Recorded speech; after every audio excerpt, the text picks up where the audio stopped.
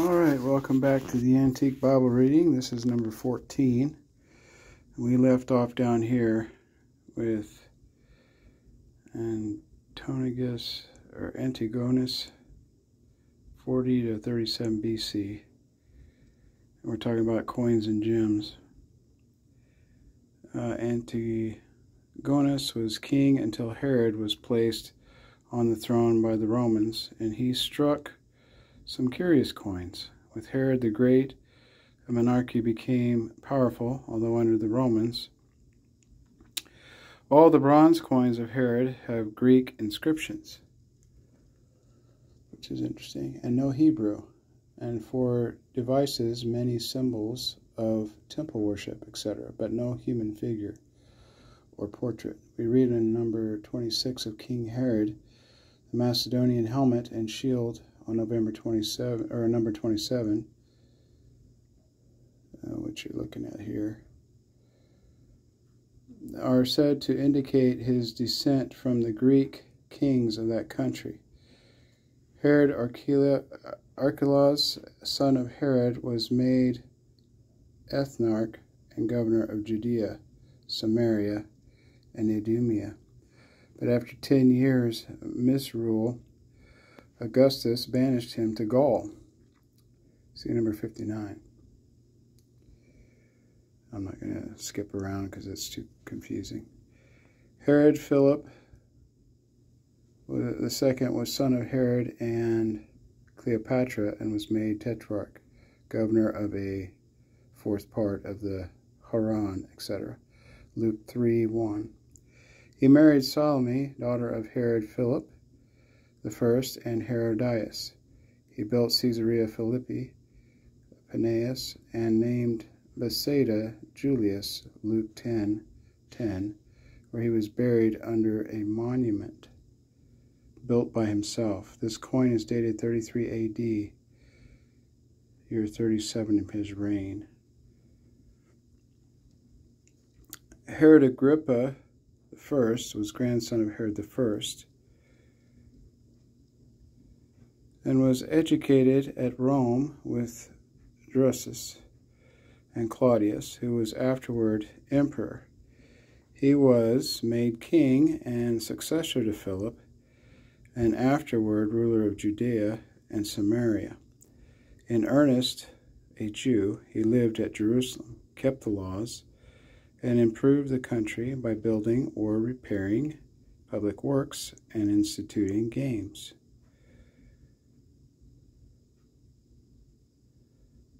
Number 31, Herod of Chalcis, 41 to 48 AD. Herod of Chalcis was son of Aristobulus and Berenice, and brother of Agrippa. He was made king by Claudius, who at the same time gave Agrippa II Judea and Samaria, and resided at Chalcis in Coele, and he was also given the appointment of the high priest, superintendent of the tenants of the temple, and regulation of sacred treasury. The only coin bearing a head of Agrippa II or any other of that family and dated 58 AD, see dictionary page 46 for coins of Agrippa with portrait of Titus. Okay, so I'm going to stop there. It's at the top. I'm just reading these short segments, but what I wanted to point out was, forgive me for being impatient and getting annoyed with these yesterday. I'm human. I'm basically a 56-year-old big kid, and I have a little bit ADHD because I like to study and learn everything, and sometimes I get bored. One of the great benefits of having books, especially old books, is that you can cross-reference. You can look back and forth at different references. And I know that you can do this on the internet too. I've done it. But the problem with the internet that I have is that it can be changed. It can be altered. Things can be deleted. I've experienced this many times. It's very frustrating. The truth gets reframed, and often is twisted. I'll see that a lot on the History Channel when I watch the History Channel programming. A lot of it is definitely reframed based on whoever's doing the show. So I like to refer to old references like this, but other ones even older, much older.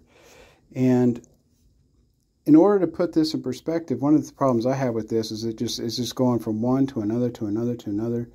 And they're showing me coins, and that's great. And they're giving me dates and times and names. But it's hard to see it in the big picture. Which brings me to this. I bought this many years ago. This is the wall chart of world history. And then it's got a timeline of all of known history of man for the past, I don't know, 6,000 years or whatever, since Adam and Eve. And it's based on both the Bible and secular history. And it puts it all together in timelines. And so you can get some idea of what we're doing here. So this is Jesus in AD. So we're talking about just before that, right? Just before Jesus. And we're in this range right here on the timeline. The timeline goes, it's all the way across the chart, all the way up to 1969. And so if we come up here to 40, 80, I'm sorry about the shadow. My lighting, I'm in the basement in my chapel, so it's kind of hard to see.